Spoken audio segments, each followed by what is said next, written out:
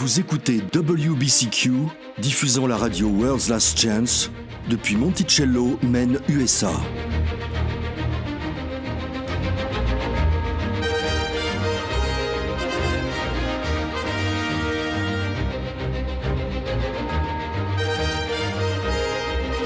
Crimes violents, troubles politiques, instabilité financière, tout indique une crise imminente, une crise sans précédent. Réglez votre fréquence sur Radio World's Last Chance pour découvrir comment vous préparer spirituellement à ce qui nous attend. Radio WLC prépare un peuple pour le retour très proche du Sauveur.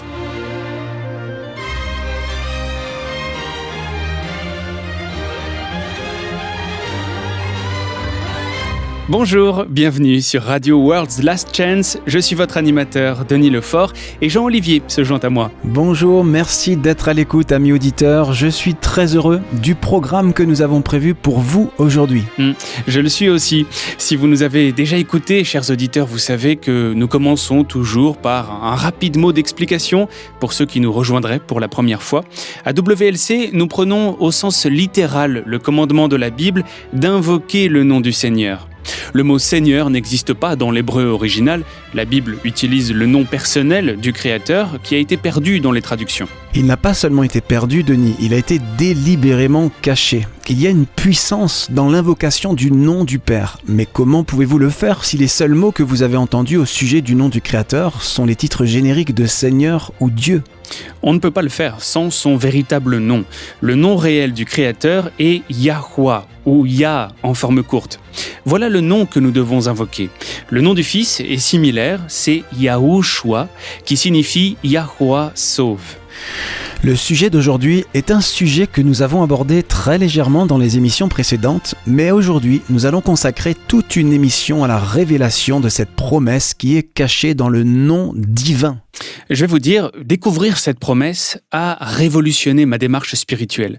Et ce qui est étonnant, c'est que cette information a été cachée sous nos yeux. Elle est disponible pour quiconque est prêt à creuser. Et c'est pourquoi les Écritures nous exhortent à plusieurs reprises à invoquer le nom de Yahweh. Et c'est pourquoi Satan s'est donné tant de mal pour obscurcir le nom divin. Il l'a caché sous des titres sans la même signification, encore moins la même puissance. Des titres en fait qui peuvent faire référence à des divinités païennes. Comment avoir la foi pour invoquer son nom si on ne connaît même pas son nom ? Cela devient juste une phrase rhétorique, invoquer le nom du Seigneur. Mais cela n'a aucun sens si vous ne connaissez pas son nom. La raison pour laquelle nous devons invoquer le nom de Yah, et la raison pour laquelle le diable l'a caché sous des titres, c'est que le nom de Yahweh lui-même contient la promesse la plus puissante de l'univers. Une fois que vous aurez pris connaissance de cette promesse et appris à la revendiquer, vous commencerez à remporter dans votre vie spirituelle des victoires que vous n'auriez jamais cru possibles. Paul a dit aux Éphésiens qu'il leur fallait se revêtir de toutes les armes de Yah ou de toute l'armure de Yah selon les versions pour remporter des victoires. Alors, regardons ce passage. C'est dans Éphésiens 6, versets 11 à 13. Je l'ai. Il est écrit « Revêtez-vous de toutes les armes de Yah, afin de pouvoir tenir ferme contre les ruses du diable. Car nous n'avons pas à lutter contre la chair et le sang, mais contre les dominations, contre les autorités, contre les princes de ce monde de ténèbres, contre les esprits méchants dans les lieux célestes. C'est pourquoi prenez toutes les armes de Yah, afin de pouvoir résister dans le mauvais jour et tenir ferme après avoir tout surmonté. » Une part importante du fait de se revêtir de toutes les armes ou de toute l'armure de Yahweh est de comprendre la promesse toute puissante cachée dans le nom divin. Le nom de Yahweh est inhabituel en ce sens qu'il est un verbe d'état, le verbe « être ». Alors Denis, pourrais-tu nous rappeler ce que sont les verbes d'état ? Eh bien, les verbes d'état sont des verbes qui n'expriment pas une action. Au lieu de cela, ils indiquent un état, une façon d'être, une propriété.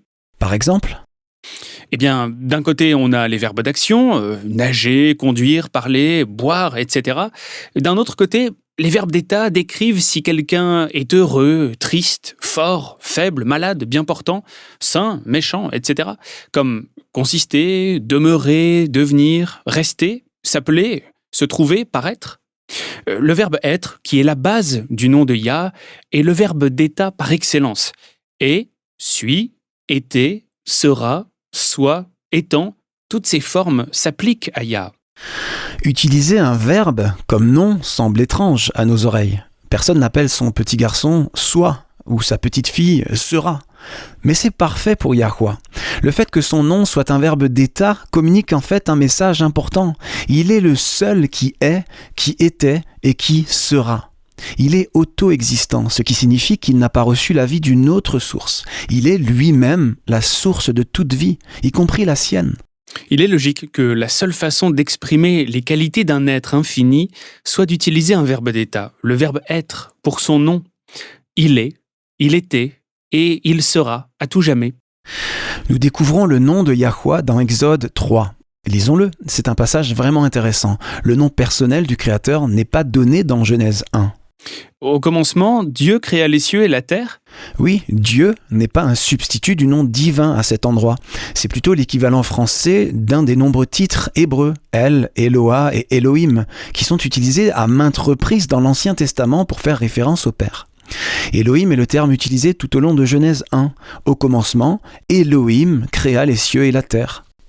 C'est plus tard, dans Exode 3, que nous apprenons la profondeur de sens du nom personnel du Père. C'est l'histoire du buisson ardent. Yah incite Moïse à retourner en Égypte pour délivrer les Israélites, et Moïse est, disons, hésitant. C'est compréhensible. Après tout, il avait tué un surveillant égyptien. C'est vrai. Pendant leurs années d'esclavage en Égypte, les enfants d'Israël avaient perdu une grande partie de leur connaissance de la vérité. Ils avaient été corrompus par le paganisme qu'ils voyaient tous les jours. Moïse donc pose une très bonne question. Lisons-la, c'est au verset 13 à 15. Moïse dit à Elohim, « J'irai donc vers les enfants d'Israël, et je leur dirai, « Le Elohim de vos pères m'envoie vers vous. Mais s'ils me demandent quel est son nom, que leur répondrai-je » Elohim dit à Moïse, « Je suis celui qui suis. » Et il ajouta, « C'est ainsi que tu répondras aux enfants d'Israël. Celui qui s'appelle « Je suis » m'a envoyé vers vous. » Elohim dit encore à Moïse, « Tu parleras ainsi aux enfants d'Israël. Yahweh, le Elohim de vos pères, le Elohim d'Abraham, d'Isaac et de Jacob, m'envoie vers vous. Voilà mon nom pour l'éternité. Voilà mon nom de génération en génération. » Moïse savait que les Israélites auraient peur, et ils avaient des raisons. Avant d'être prêts à se tenir contre les Égyptiens, ils voulaient être rassurés. Et ce réconfort se trouve dans le nom divin. Yahweh est omniprésent, il est omniscient et il est tout-puissant. La seule façon d'exprimer ces qualités infinies qui font partie intégrante de sa nature est d'utiliser un verbe d'état, le verbe être, et de s'appeler « je suis ». Il aurait pu tout aussi bien s'appeler « il est, était et sera ». J'aime. Toutes les formes du verbe être sont correctes et vraies lorsqu'elles sont appliquées à la source de toute vie. Juste pour clarifier, est-ce la première fois que le Père révèle son nom dans Exode 3 ? Tu as dit qu'il n'était pas utilisé dans Genèse 1. Est-ce donc la première fois qu'il a donné son nom personnel ? Non, on peut trouver quelques références au Père par son nom personnel dans la Genèse. Mais ce qui est significatif dans Exode 3, c'est que c'est ici que Yahweh a expliqué son nom. Qu'est-ce que tu veux dire ? Eh bien, avant de répéter le nom que Moïse connaissait déjà, Yahweh explique son nom en utilisant le même verbe, être, sous une forme différente, une forme qui révèle la puissance de son nom. La phrase traduite dans nos Bibles par « Je suis celui qui suis » vient du mot hébreu « haya ». Ça signifie littéralement « être », et plus précisément « soit ». Donc, quand Moïse a demandé « Mais s'il me demande quel est ton nom, que leur répondrai-je » La réponse a été « Sois », qui est traduit par « Je suis celui qui suis ». Il y a du pouvoir, de la puissance dans ce nom, les amis. J'ai été surpris d'apprendre qu'un ancien cri de guerre en Corée était « Haya ». Et même aujourd'hui, on enseigne aux personnes qui étudient les arts martiaux que crier « Haya » augmente la puissance physique de leurs coups de pied ou de poing. Les gens connaissaient cela par le passé. Autrefois, les prophètes de Yahweh comprenaient clairement le pouvoir du nom divin. Dans Genèse 12, verset 2, Yahweh dit à Abraham « Je ferai de toi une grande nation, et je te bénirai. Je rendrai ton nom grand, et tu seras une source de bénédiction. » J'ai ici le nouveau dictionnaire Strong, étendu des mots de la Bible. Il y a un passage intéressant dans la définition de ce mot que j'aimerais que tu lises pour nous. Ici ? Oui, juste là. Abraham était déjà béni, donc la déclaration de Yahweh lui conférait une bénédiction future. L'utilisation de Haya dans de tels passages déclare la libération effective du pouvoir, de sorte que l'accomplissement est assuré. Abraham sera béni parce que Yahweh l'a ordonné. Les prophètes utilisaient Haya pour projeter l'intervention de Yahweh dans le futur. En utilisant ce verbe, ils soulignaient la force divine sous-jacente qui les affecterait. Lorsque des alliances étaient conclues entre deux partenaires, les formules incluaient généralement Haya. L'une des utilisations les plus discutées de Haya se trouve dans Exode 3, verset 14, où Yah dit à Moïse son nom. Il dit « Je suis, Haya, celui qui suit, Haya ». Puisque le nom divin, Jéhovah, ou Yahweh, c'est-à-dire Yahweh, était bien connu bien avant. Cette révélation semble souligner que le Dieu Eloah, qui a fait alliance, est le Dieu qui garde cette alliance. Ainsi, Exode 3, verset 14 est plus qu'une simple déclaration d'identité. « Je suis celui qui suis ». C'est une déclaration de contrôle divin sur toute chose. Haya est un mot très puissant. Et c'est pourquoi ce mot est en lui-même la promesse la plus puissante de l'univers. Quand vous saisissez ce concept, votre vie est transformée. Ce mot, Haya, la racine du verbe être dont est tiré le nom divin, est le même mot qui a appelé la création à l'existence. J'aime ça. Permets-moi de commenter là-dessus. Lorsque Jean dit que Haya, le nom divin en réalité, est le mot même qui a appelé la création à l'existence, il le pense littéralement. Dans le psaume 33, le roi David explique comment le monde a été créé. Les versets 8 et 9 disent que toute la terre craigne Yahweh, que tous les habitants du monde tremblent devant lui. Car il dit, et la chose arrive. Il ordonne, et elle existe. Et ce qu'il a dit, de façon répétée dans Genèse 1, c'est son nom. C'est vrai, lisons le verset 3. Elohim dit que la lumière soit, et la lumière fut. C'est un peu verbeux, la façon dont c'est grammaticalement exprimé en français. Une traduction plus directe, beaucoup plus simple et plus claire serait simplement « lumière soit lumière »,« terre sèche soit terre sèche »,« plante soyez plante ». Excellent. Il n'a fait que dire son nom encore et encore. Tout ce qui existe a été créé par la puissance divine communiquée par le nom divin. Nous avons récemment fait une émission sur un autre principe scripturaire puissant, à savoir que la parole de Yah elle-même contient le pouvoir de faire ce qu'il dit. Alors si vous avez manqué cette émission, amis auditeurs, je vous invite à la rechercher sur notre site internet et à prendre le temps de l'écouter. Elle s'intitule « Apprenez à accéder au pouvoir divin ». Vous pouvez aussi l'écouter sur notre chaîne YouTube, bien entendu, mais pour résumer le principe, les Écritures nous disent que la puissance créatrice de Yah est contenue littéralement dans ses propres mots, dans sa propre parole. Attends un instant, Jean, c'est un point important à souligner, n'avançons pas trop vite. J'ai le passage là, et permets-moi de le lire, c'est dans Ésaïe 55, versets 8 à 11. Il est écrit « Car mes pensées ne sont pas vos pensées, et vos voix ne sont pas mes voix, dit Yahweh. Autant les cieux sont élevés au-dessus de la terre, autant mes voix sont élevées au-dessus de vos voix, et mes pensées au-dessus de vos pensées. Comme la pluie et la neige descendent des cieux et n'y retournent pas sans avoir arrosé, fécondé la terre et fait germer les plantes, sans avoir donné de la semence au semeur et du pain à celui qui mange, ainsi en est-il de ma parole qui sort de ma bouche. Elle, ma parole, ne retourne point à moi sans effet, sans avoir exécuté ma volonté et accompli mes desseins. Ou dans la King James, il en sera de même de ma parole qui sort de ma bouche. Elle, ma parole, ne reviendra pas à moi sans effet, mais elle, ma parole, accomplira ce que je veux. Et elle, ma parole, prospérera dans les choses pour lesquelles je l'aurai envoyée. C'est un concept puissant, immensément puissant. Il est dit que la parole de Yah elle-même contient le pouvoir surnaturel, divin, de faire ce que sa parole dit. Nous allons faire une courte pause et à notre retour, j'aimerais qu'on rassemble tout cela, le fait de savoir que la parole de Yah contient le pouvoir de faire ce qu'il dit, combiné au nom divin. C'est ce qui constitue la promesse la plus puissante de tout l'univers. À tout de suite. Toute personne ayant passé un peu de temps à étudier le livre de l'Apocalypse découvre rapidement que l'avenir réserve des événements fascinants, bien qu'effrayants. L'Apocalypse 13 parle d'une bête, d'une image de la bête et d'une marque de la bête qui sera imposée sous peine de mort. Les conséquences du fait de recevoir la marque de la bête sont terribles. Tous ceux qui la recevront perdront la vie éternelle. C'est pourquoi tant de croyants sont agités à essayer d'identifier la bête et comprendre ce qu'est l'image de la bête. Nous devons le savoir. C'est de la plus haute importance. La plupart des chrétiens se tournent vers l'avenir pour voir se former l'image de la bête. La vérité choquante, cependant, est que l'image de la bête a déjà été formée. Pour apprendre ce qu'est l'image de la bête, quand elle a été formée et comment elle impacte votre vie, parce que c'est le cas, rendez-vous sur worldslastchance.com et cliquez sur l'icône Radio WLC.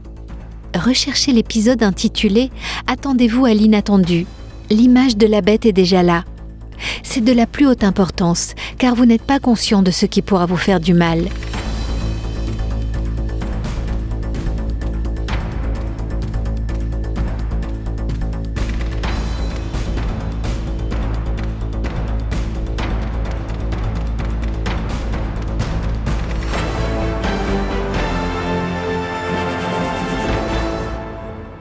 Ok, nous étions en train de dire que la parole de Yah elle-même contient le pouvoir de faire ce qu'il dit. Maintenant, comment prendre cette connaissance et la combiner avec le nom de Yah pour revendiquer la promesse de son nom, Jean? Le nom divin, comme nous l'avons vu, est un verbe d'état, le verbe être. Quand vous savez que la parole de Yah contient le pouvoir de faire ce qu'il dit, alors son nom, soit prononcé en combinaison avec votre besoin, devient une promesse qui sera accomplie quand vous la revendiquez par la foi. Waouh, tu peux le redire? Le nom divin, combiné à votre besoin, est lui-même une promesse qui s'accomplit. Alors, de quoi avez-vous besoin? Êtes-vous malade? Êtes-vous dans le besoin? Avez-vous besoin de force ou de réconfort? Avez-vous besoin de courage, de pardon, de purification? Voici sa parole pour vous. Sois guéri, sois protégé, sois pourvu, sois fort, sois réconforté, sois courageux, sois pardonné, sois purifié, sois recréé à l'image divine. C'est tellement puissant. Il y a des années, j'ai lu un livre du docteur Leslie Harding. C'était un livre sur les noms composés de Yahweh dans les Écritures. Il en a trouvé beaucoup dans la Bible, des noms qui combinent le verbe être avec une description de Yah ou un attribut de son caractère. Il y a en fait 360 noms composés de Yah dans la Bible. Je trouve ça merveilleux car il y a exactement 360 degrés dans un cercle. En d'autres termes, les noms composés de Yahweh deviennent un mur impénétrable qui entoure et protège le croyant. Nous sommes protégés de toutes les attaques de l'ennemi quand nous apprenons la puissance du nom de Yahweh et la puissance de sa parole. C'est magnifique. Et voilà ce que cela signifie d'invoquer le nom de Yahweh. C'est ainsi que nous devons vaincre dans la bataille contre le péché. Littéralement, tout ce dont vous avez besoin pour votre vie, votre santé, votre bonheur et l'aide pour surmonter les tendances cultivées et héritées au mal est contenu dans la promesse du nom divin. Un autre point est le fait que Yahweh ne peut pas mentir. Dans Tite 1, verset 2, Paul commence sa lettre à Tite en faisant référence à l'espérance de la vie éternelle promise dès les plus anciens temps par le Dieu qui ne ment point. Ou dans une autre version, l'espérance de la vie éternelle que Yah, qui ne peut mentir, a promise avant les temps des siècles. Je ne sais pas pour vous, mais avant d'apprendre que la parole de Yah contient en elle-même le pouvoir de faire ce qu'il dit, j'ai toujours supposé que Yah ne pouvait pas mentir parce que c'est sa nature. Il est saint. Il ne va pas tromper qui que ce soit. Mais une fois que vous réalisez que les mots mêmes de Yahweh contiennent la puissance d'autoréalisation, vous comprenez que, littéralement, il ne peut pas mentir. C'est vrai, disons que nous sommes dans une pièce sombre et que nous ne pouvons rien y voir. Si moi, Jean, je dis « il y a de la lumière », eh bien, ce serait un mensonge de ma part. Pour avoir effectivement de la lumière, je dois faire quelque chose. Je dois appuyer sur un interrupteur ou allumer une bougie. Mais pas pour Yah. Si c'est sombre et qu'il annonce « il y a de la lumière », il y a de la lumière dès qu'il le dit. C'est aussi simple que cela. J'aime, c'est génial. Quand vous recherchez le nom Yahweh dans le dictionnaire biblique Strong, il est dit que la promesse de puissance contenue dans le nom divin est devenue réalité par l'intermédiaire de Moïse, à qui Yahweh a expliqué qu'il n'était pas seulement le Elohim qui existe, mais le Elohim qui exécute sa propre volonté. Dans notre première partie, nous avons lu la définition de Haya dans le dictionnaire Strong.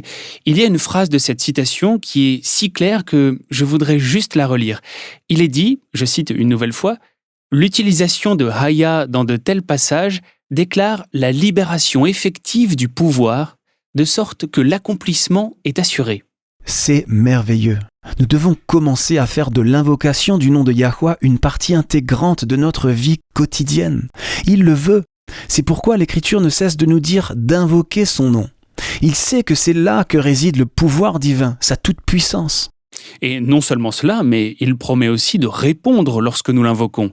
Le psaume 50, verset 15 dit « Invoque-moi au jour de la détresse, je te délivrerai et tu me glorifieras. » La promesse de la puissance contenue dans le nom divin est toujours là pour que chacun d'entre nous puissions la revendiquer. Yahweh est l'Elohim qui était, qui est et qui vient. Il ne change pas. Malachie 3, verset 6 « Je suis Yahweh, je ne change pas. » Exactement. Notre Créateur, en tant que source de toute vie, s'est donné lui-même un nom qui est une assurance qu'il sera tout ce dont nous avons besoin.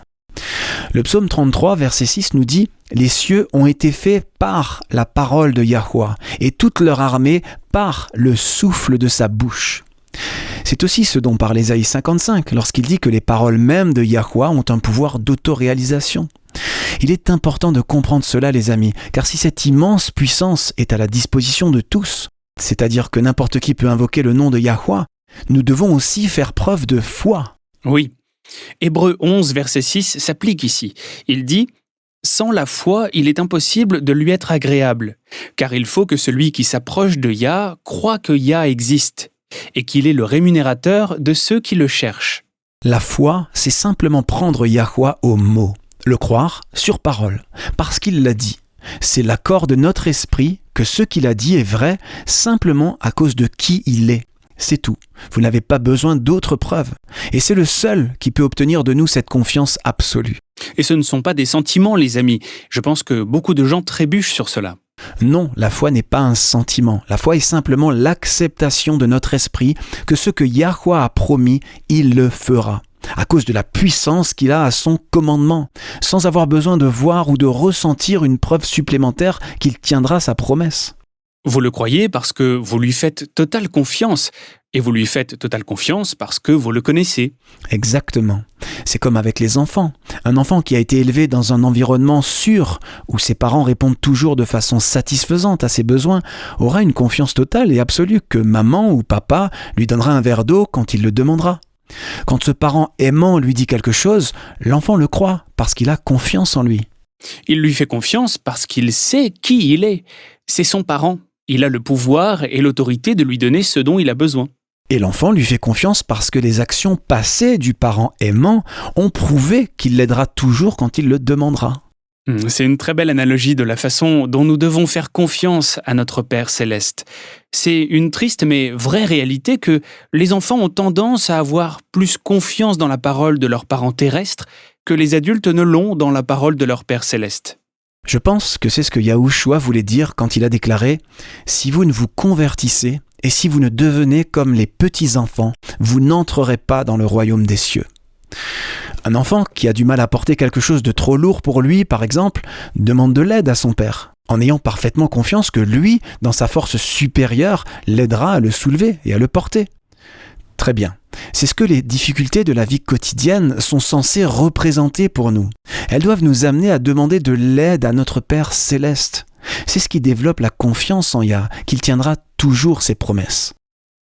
Jean, est-ce que tu connais George Muller ? Oui, il habite... Non, je plaisante. Je connais du moins son existence. Il est mort il y a environ 120 ans, si ma mémoire est bonne. Oui, quelqu'un de très intéressant, un grand homme de foi, un vrai guerrier de la foi. Il a dit un jour, je cite, la foi est l'assurance que les choses que Yahuwah a dites dans sa parole sont vraies et qu'il agira selon ce qu'il a dit dans sa parole. Cette assurance, ce recours à la parole de Yahuwah, cette confiance, c'est la foi. C'est une belle façon de le dire. La foi est essentielle pour accéder à la puissance du nom divin. Romains 10, verset 17 nous explique que la foi vient de ce qu'on entend, et ce qu'on entend vient de la parole de Yah. Voilà pourquoi Yahuwah nous a donné son nom. Il cherche à nous inspirer la foi et la confiance. Son nom lui-même est une promesse qu'il sera tout ce dont vous avez besoin pour être sauvé. Quand son nom est associé à un besoin, il devient une promesse que ce besoin sera satisfait. Alors, Denis et moi avons compilé pour cette émission une liste de quelques-unes de nos promesses préférées qui utilisent le nom de Yah. Oui, et si vous voulez prendre note, amis auditeurs, nous allons donner les références bibliques de cette liste. Très bien, allons-y. Êtes-vous malade ? Votre besoin, combiné à son nom, devient sa promesse que vous serez guéri. Exode 15, verset 26 nous dit « Je suis Yahuwah qui te guérit ». Avez-vous peur ? Dans le psaume 9, verset 9, il nous dit « Je suis ton refuge, sois en sécurité ». Vous sentez-vous faible ? Le psaume 27, verset 1 nous dit « Je suis ta force, sois fort ». Êtes-vous accablé par la vie et ses luttes ? Exode 15, verset 3 nous dit « Je suis un vaillant guerrier, sois délivré ». Nous pourrions continuer encore et encore, mais l'essentiel est que vous invoquiez le nom de Yahuwah. Invoquez-le, faites appel à lui, réclamez les promesses divines, il le veut. Si vous ne vous souvenez que d'une chose de l'émission d'aujourd'hui, j'aimerais que vous vous rappeliez ceci, amis auditeurs. Quand vous associez le nom de Yahuwah à votre besoin, vous avez un ordre divin qui contient en lui-même le pouvoir de répondre à votre besoin. Quand votre foi saisit la promesse de son nom, il tient sa parole. Il sera tout ce que vous avez besoin qu'il soit pour vous. Voilà le moyen prévu par Yah pour vaincre les amis. Quand votre foi saisit que le pouvoir d'accomplir la promesse est contenu dans la parole même de Yah, vous savez que vous pouvez le déclarer et qu'il en est ainsi. C'est aussi simple que ça. Non pas à cause d'une quelconque bonté qu'il y aurait en vous, mais à cause de qui il est, le Créateur, et de ce qu'il est, votre Père aimant, qui vous aime personnellement. Alors ne remettez pas cela à plus tard, il faut du temps pour acquérir une expérience personnelle avec Yah. Avant de terminer, Denis, je me disais que tu pourrais partager avec nous certains de ces noms composés que tu as lus dans l'ouvrage du docteur Harding. Les noms composés de Yah qui peuvent être revendiqués comme des promesses. Oh oui, bien sûr, reprenez de quoi noter les amis, c'est vraiment inspirant. Je vais probablement massacrer la prononciation hébraïque, mais vous en aurez au moins une idée. Ce sont des informations qui ont été perdues dans les traductions. Mais une fois que vous savez que ces noms sont là, les Écritures prennent vie et vous commencez à voir des promesses dont vous ne soupçonniez pas l'existence auparavant.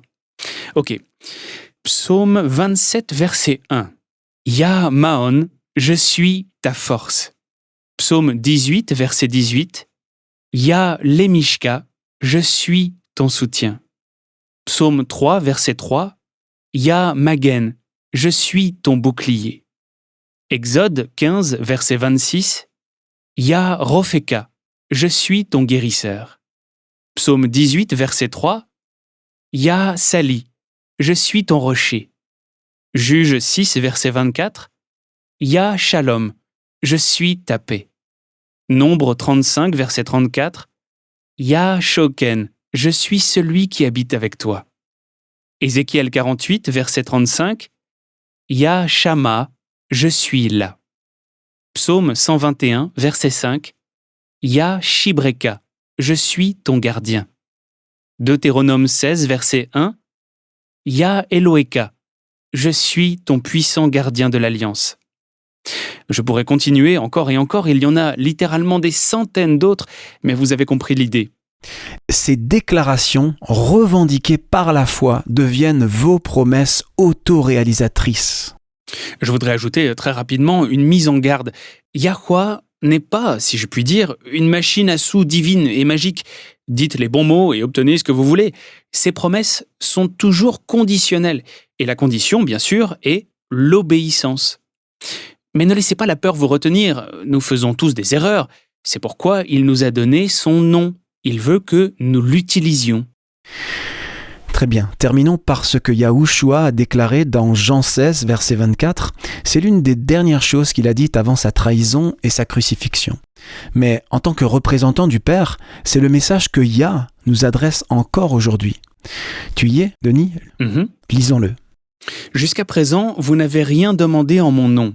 Demandez et vous recevrez, afin que votre joie soit parfaite. Amen.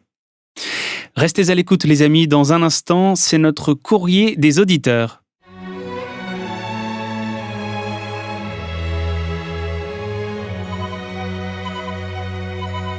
Vous écoutez la radio World's Last Chance sur WBCQ à 9330 kHz sur la bande des 31 mètres. Radio World's Last Chance prépare un peuple pour le retour très proche du Sauveur. Il y a peu de choses qui soient plus importantes que la prière pour une marche chrétienne vitale. La prière est la connexion personnelle du croyant avec la salle du trône céleste. Tout ce qui est dit sur terre, tout ce qui est même pensé et ressenti sur terre est entendu, connu et ressenti par notre Père céleste. Tout croyant devrait savoir comment prier. La prière est immensément importante, même si vous vous adressez à celui qui sait tout. Jacques, chapitre 5, verset 16 nous promet « La prière du juste agit avec une grande force ». Pour apprendre comment prier efficacement, visitez notre site web. Nous avons plusieurs articles et vidéos enseignant la science de la prière. Rendez-vous sur worldslastchance.com. N'attendez pas. La prière est votre connexion personnelle avec votre Créateur.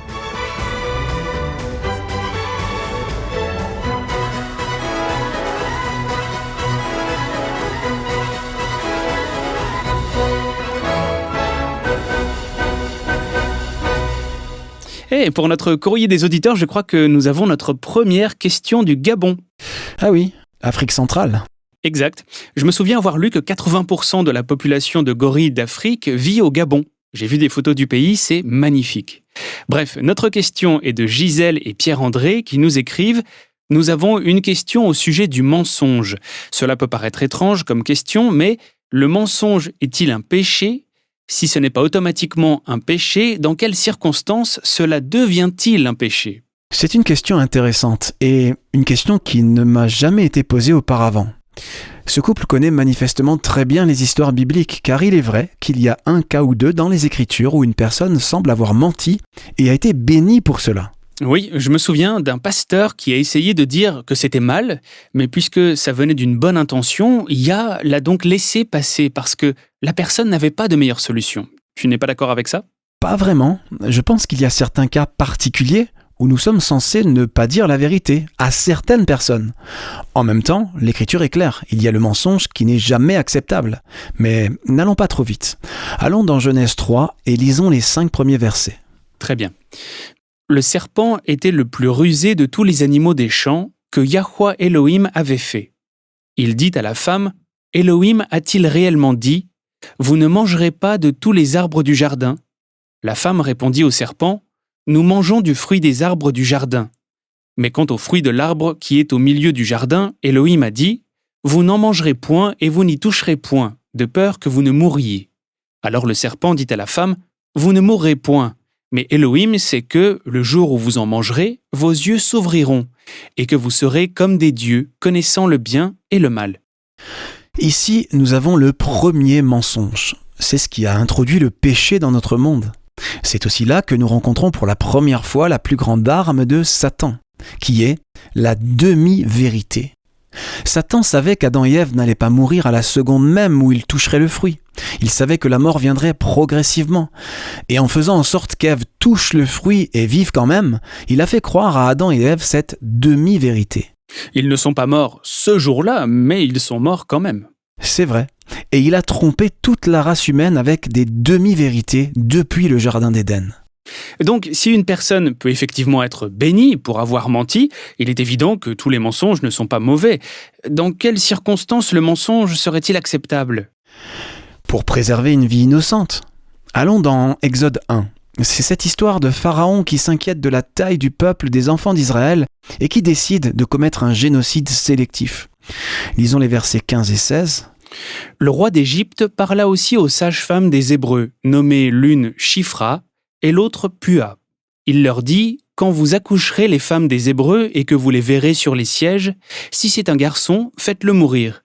Si c'est une fille, laissez-la vivre. » Pharaon était un monarque absolu. Sa parole était la loi, et la loi était, à cet instant, de tuer les bébés garçons hébreux. Maintenant, lisons le verset suivant. Mais les sages-femmes craignirent Élohim et ne firent point ce que leur avait dit le roi d'Égypte. Elles laissèrent vivre les enfants.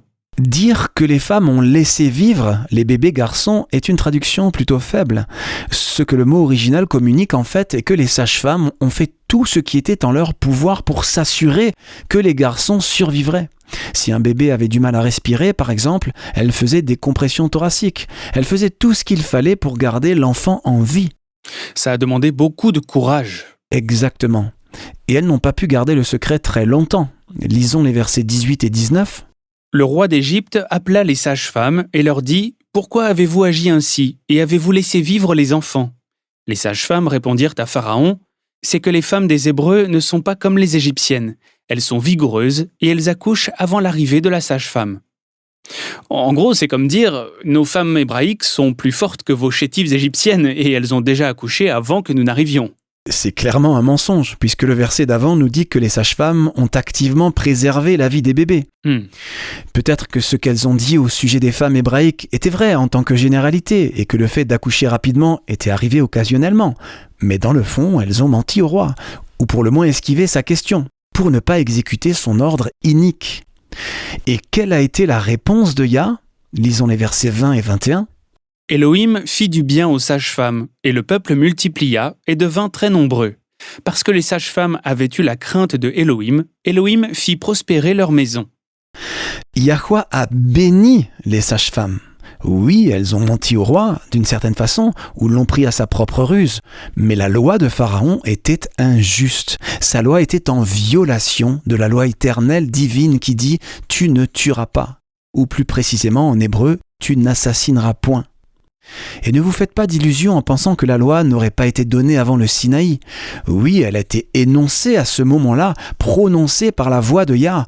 Mais avant cela, les gens avaient déjà connaissance de la nature immuable de la loi de Yah et connaissaient ses exigences. Oui, Romains 3, verset 23, « Car tous ont péché et sont privés de la gloire de Yah. » Jean nous dit aussi, « Quiconque pêche transgresse la loi, et le péché est la transgression de la loi. » Donc selon la définition même du péché dans la Bible, pour que tous aient péché, y compris tous ceux qui ont vécu avant le Sinaï, il fallait qu'il y ait une certaine connaissance de la loi depuis le début. Exact. Donc, la loi de Yah déclare « Tu ne tueras point », c'est-à-dire « Tu n'assassineras point ». En mentant au roi, ou en lui répondant avec ruse, si on préfère le voir comme ça, les sages-femmes ont contrecarré sa loi. La loi inique du roi qui enfreignait la loi de Yah. En fait, pour pousser le raisonnement, les sages-femmes ont respecté la loi de Yah lorsqu'elles ont menti au roi, ou répondu avec ruse en réaction à sa folie meurtrière. Un peu comme Rahab, quand les 2 espions israélites sont arrivés à Jéricho, elle leur a sauvé la vie, même si elle a menti pour le faire. C'est vrai, pourquoi ne pas le lire pour nous ? Ok, Josué 2 raconte l'histoire. Il est écrit « Josué, fils de Nun, fit partir secrètement de Sittim 2 espions, en leur disant « Allez, examinez le pays, et en particulier Jéricho. » Ils partirent, et ils arrivèrent dans la maison d'une prostituée qui se nommait Rahab, et ils y couchèrent. On dit au roi de Jéricho « Voici, des hommes d'entre les enfants d'Israël sont arrivés ici, cette nuit, pour explorer le pays. » Le roi de Jéricho envoya dire à Rahab « Fais sortir les hommes qui sont venus chez toi, qui sont entrés dans ta maison, car c'est pour explorer tout le pays qu'ils sont venus. » La femme prit les 2 hommes et les cacha, et elle dit « Il est vrai que ces hommes sont arrivés chez moi, mais je ne savais pas d'où ils étaient. Et comme la porte a dû se fermer de nuit, ces hommes sont sortis. J'ignore où ils sont allés. Hâtez-vous de les poursuivre et vous les atteindrez. » Elle les avait fait monter sur le toit et les avait cachés sous des tiges de lin qu'elle avait arrangées sur le toit. Ces gens les poursuivirent par le chemin qui mène au gué du Jourdain, et l'on ferma la porte après qu'ils furent sortis. Donc, ici encore, clairement, nous avons une personne qui ment, mais c'est pour préserver une vie innocente. Rahab savait que le roi de Jéricho allait tuer les 2 Israélites, probablement après les avoir torturés. Elle savait aussi que tuer était mal. Ainsi, en mentant au roi, elle a sauvé la vie des 2 hommes, ainsi que celle de sa propre famille, la seule à avoir été sauvée à la chute de Jéricho. Plus que cela, elle s'est convertie à la véritable foi et a épousé un Israélite. Leur fils était Boaz, qui a épousé Ruth. Donc Rahab elle-même a été une ancêtre de Yahushua. J'aime ton point de vue, Jean, selon lequel le mensonge est acceptable s'il s'agit de préserver une vie innocente, car cela soutient le grand principe « tu ne tueras point ». Mais... Je savais qu'il y aurait un « mais » quelque part. Eh bien, qu'en est-il du commandement qui dit « tu ne mentiras pas » ? Eh bien, ce n'est pas ce qui est écrit. Exode 20, verset 16, le 9e commandement donc, il est écrit « Tu ne porteras point de faux témoignage contre ton prochain ». Porter un faux témoignage contre quelqu'un, dire des contre-vérités à son sujet qui le blessent ou qui nuisent à sa réputation, voilà ce que la loi de Yah interdit. Allons au chapitre 6 du livre des Proverbes. Le mensonge, ou ne pas dire toute la vérité, parler avec ruse, devient un péché dès qu'il y a soupçon d'égoïsme ou d'intérêt personnel. Lisons les versets 16, 17 et 19 si tu veux, Denis. Il y a 6 choses que hait Yahuwah, et même 7 qu'il a en horreur, les yeux hautains, la langue menteuse, les mains qui répandent le sang innocent, le faux témoin qui dit des mensonges, et celui qui excite des querelles entre frères. Une personne qui porte un faux témoignage pour faire du mal à quelqu'un d'autre et pour favoriser ses propres intérêts égoïstes, c'est cela une abomination pour Yahuwah. Mais si dire un mensonge préserve une vie innocente, nous devons le faire. Je suppose que nous aimons tous nous réfugier dans la vision en noir et blanc du « fais ceci, ne fais pas cela », ça semble plus facile. Mais je peux voir aussi comment ça peut être une sorte de paresse spirituelle. Nous devons prendre en compte des principes plus larges dans chaque situation particulière, et la préservation de la vie est un de ces principes plus larges. Merci pour cette explication, Jean, j'ai trouvé cela intéressant, moi aussi. Continuez, chers amis auditeurs, à nous envoyer vos questions. Rendez-vous sur worldslastchance.com et cliquez sur « Contactez-nous ». Nous sommes toujours heureux d'avoir de vos nouvelles.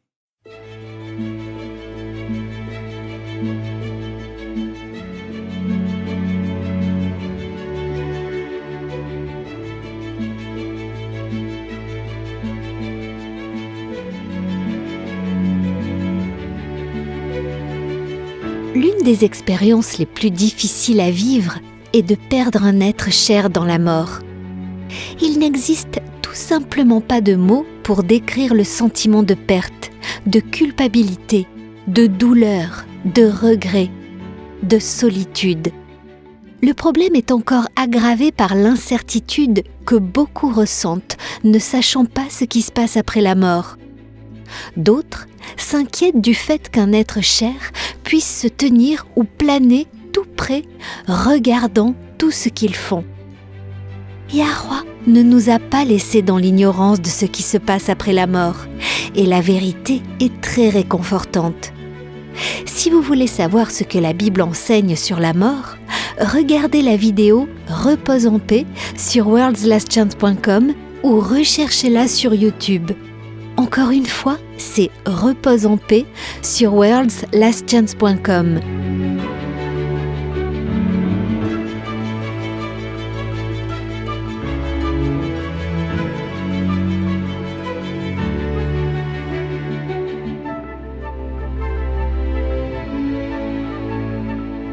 Avez-vous des problèmes que vous n'arrivez pas à résoudre? Êtes-vous confus, ne sachant que faire? Le Père a la solution à tous vos problèmes. Chers auditeurs, le monde touche à sa fin. De nouvelles situations vont survenir qui exigeront bien plus de sagesse que vous ou n'importe qui ne possède.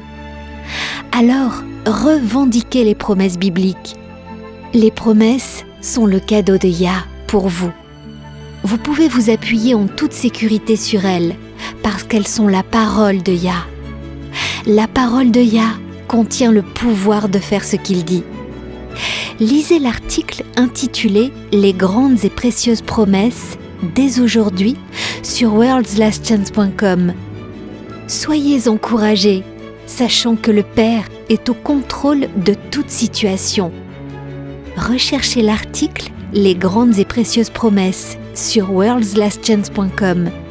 Visitez notre site web dès aujourd'hui.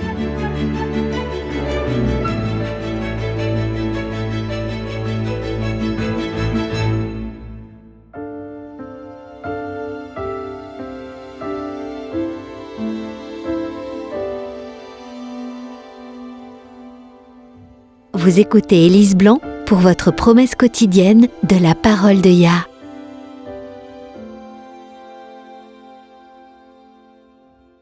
Diane était une jeune étudiante universitaire. Lors d'une visite chez elle, elle a passé une soirée à rattraper le temps perdu avec ses amis.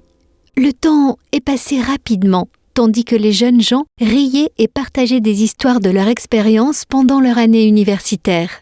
Diane a fini par rentrer chez elle beaucoup plus tard que prévu. Mais elle ne s'est pas inquiétée. C'était sa petite ville natale après tout, et elle n'habitait qu'à quelques rues de là. Elle n'était pas inconsciente cependant. Tout en marchant, elle a lancé une rapide prière vers le ciel, demandant à Yahweh de la protéger et de faire qu'elle rentre saine et sauve à la maison. Sur le chemin du retour, elle est arrivée dans une ruelle. C'était un raccourci vers sa maison qu'elle prenait toujours et qui n'avait jamais posé de problème auparavant. Au milieu de la ruelle, Diane a aperçu un homme qui rôdait au bout de la ruelle comme s'il l'attendait. Elle s'est sentie mal à l'aise et a commencé à prier, demandant à nouveau la protection divine. Instantanément, elle a été envahie par un sentiment de confort, de paix et de sécurité. Elle avait l'impression que quelqu'un marchait à ses côtés. Lorsqu'elle est arrivée au bout de la ruelle, elle est passée devant l'homme, la tête haute, et s'est vite retrouvée en sécurité chez elle. Le lendemain, elle a vu aux informations qu'une jeune femme avait été violée dans cette même ruelle 20 minutes après son passage. C'était choquant et accablant, comme vous pouvez l'imaginer. Elle s'est mise à pleurer et à remercier Yah de l'avoir protégée. Pour essayer d'aider la jeune femme qui avait été violée, elle s'est rendue au poste de police et leur a dit qu'elle avait vu un homme se tenir là quelques minutes avant le viol. La police lui a demandé si elle acceptait de regarder une séance d'identification pour voir si elle pouvait identifier l'auteur du viol. Elle a accepté et a pu immédiatement identifier l'homme qu'elle avait vu dans la ruelle. Lorsqu'on a dit à l'homme qu'il avait été identifié, il n'a pas mis longtemps à avouer. Les officiers de police ont remercié Diane d'être venue et ont pris ses coordonnées. Diane leur a ensuite demandé s'ils pouvaient poser une question à l'homme de sa part. Elle voulait savoir pourquoi il ne l'avait pas attaqué. La réponse ne devrait pas surprendre ceux qui connaissent Yah. Quand la police a demandé à l'homme pourquoi il avait laissé Diane partir, il a répondu « Parce qu'elle n'était pas seule. Il y avait 2 grands hommes qui marchaient de chaque côté d'elle. » Le psaume 34 déclare « J'ai cherché Yahweh, et il m'a répondu. Il m'a délivré de toutes mes frayeurs. » Quand on tourne les regards vers lui, on est rayonnant de joie, et le visage ne rougit pas de honte. Quand un malheureux crie, Yahweh entend, et il le sauve de toutes ses détresses. L'ange de Yahweh campe autour de ceux qui le craignent, et il les arrache au danger. Lorsque vous avez peur, lorsque vous avez besoin de protection et d'aide, Yahweh est là pour vous. Il attend toujours de répondre aux prières de ses enfants. Nous avons reçu de grandes et précieuses promesses. Réclamez-les dès maintenant.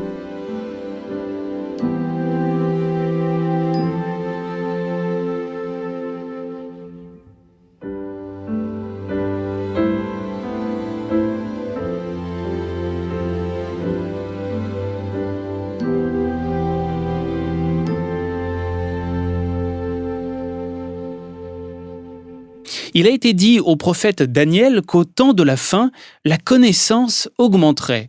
Ce qui est si fascinant, c'est que nous vivons maintenant même dans cette période de temps où la connaissance s'accroît. Oui, c'est vraiment un moment fascinant et solennel à la fois à vivre. Et c'est un processus. D'abord, nous apprenons que Dieu et Seigneur sont de simples titres, puis nous apprenons quel est réellement le nom du Créateur. Et maintenant, nous savons que son nom lui-même est le nom le plus puissant de l'univers.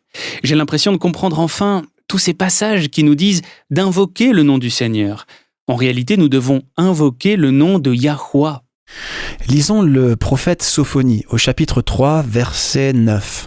C'est une prophétie fascinante qui est en train de s'accomplir avec cette connaissance restaurée du nom de Yahweh. Alors je donnerai au peuple des lèvres pures, afin qu'ils invoquent tous le nom de Yahweh pour le servir d'un commun accord.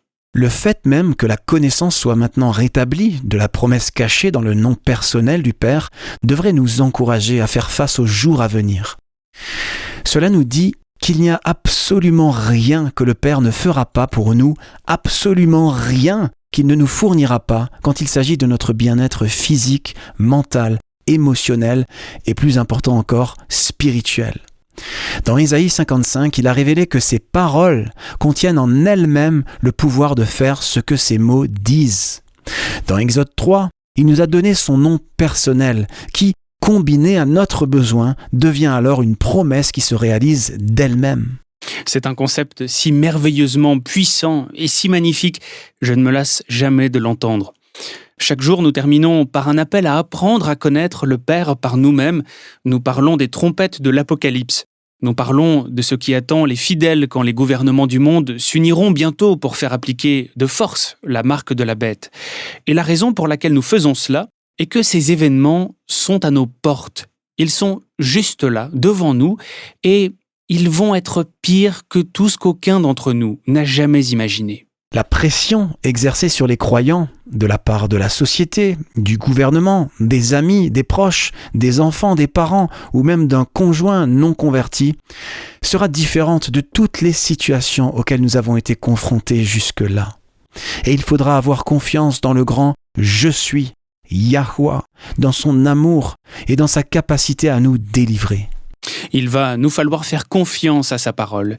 Et la meilleure façon d'obtenir ce genre de confiance est de commencer à prendre l'habitude quotidienne, dès aujourd'hui, dès maintenant, de le prendre au mot, de croire au pouvoir infini de sa parole. Nous avons tous besoin d'apprendre à connaître Yahweh par nous-mêmes, comme le grand « Je suis » qu'il est. Quand Yah Maké, le « Je suis » qui frappe, déclenchera les trompettes sur le monde entier, vous aurez besoin de savoir que celui qui frappe ses ennemis est aussi Yah Mishgab, le « Je suis votre refuge ». Quand des lois seront adoptées selon lesquelles, à moins que vous ne consentiez à recevoir la marque de la bête, vous ne pourrez ni acheter, ni vendre. Ce qui veut dire que vous ne pourrez pas acheter de nourriture, votre électricité et votre eau seront coupées, vous ne pourrez pas subvenir aux besoins de votre famille ou obtenir des soins médicaux. Oui, ça va être sérieux. Quand cela se produira bientôt, vous devrez avoir confiance que Yah Ohev Mishpat, le « Je suis un amoureux de la justice », voit et sait ce qui se passe et qu'il arrangera tout à la fin. Quand les derniers fléaux se déverseront et que le soleil frappera les hommes avec une chaleur ardente, vous aurez besoin de savoir que Yah Tzilka, le « Je suis votre ombre », sera votre couverture, votre abri. La Bible est tellement remplie de promesses, et le fait de savoir que le nom même de Yahweh est lui-même la promesse la plus puissante de toutes, devrait inspirer chacun d'entre nous à mettre nos cœurs et nos vies en accord avec lui. Eh bien, vous ne pouvez pas vous préparer par vous-même. Ce n'est pas un voyage d'affaires, ce n'est pas une question d'œuvre. Non, ce n'est pas le salut par l'abstinence de ce que vous voudriez vraiment faire si la parole de Yah ne l'interdisait pas. Le salut par la volonté. Non, ce n'est pas ça. C'est toujours le salut par la foi dans les promesses d'un Père qui nous aime, la foi que lorsque nous invoquons son nom, il nous entend et nous répond, et que tout ce dont nous avons besoin pour être sauvés, il nous le fournira. J'aimerais terminer par une citation de Patrick Overton. Il a dit, je cite, « Lorsque nous marchons au bord de toute la lumière que nous avons et faisons le pas dans l'obscurité de l'inconnu, nous devons croire que l'une des deux choses suivantes se produira. Soit il y aura quelque chose de solide sur lequel nous pourrons nous tenir, soit on nous apprendra à voler. Et j'aimerais suggérer que le sol sur lequel nous nous tenons, ainsi que les ailes grâce auxquelles nous pouvons voler, spirituellement parlant, nous sont offerts par la puissante promesse contenue dans le nom personnel de Yah. Sois Haya. Rejoignez-nous demain et d'ici là, souvenez-vous, Yahweh vous aime, amis auditeurs, et vous pouvez compter sur lui faire confiance, car il en est digne.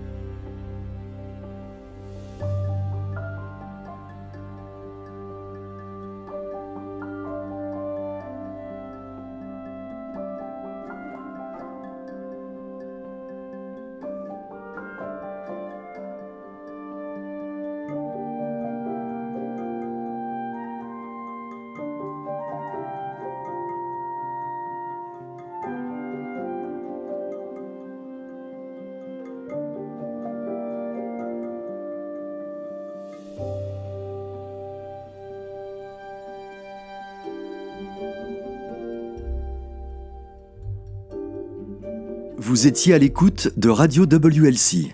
Cette émission, ainsi que les émissions précédentes de Radio WLC, sont disponibles en téléchargement sur notre site internet.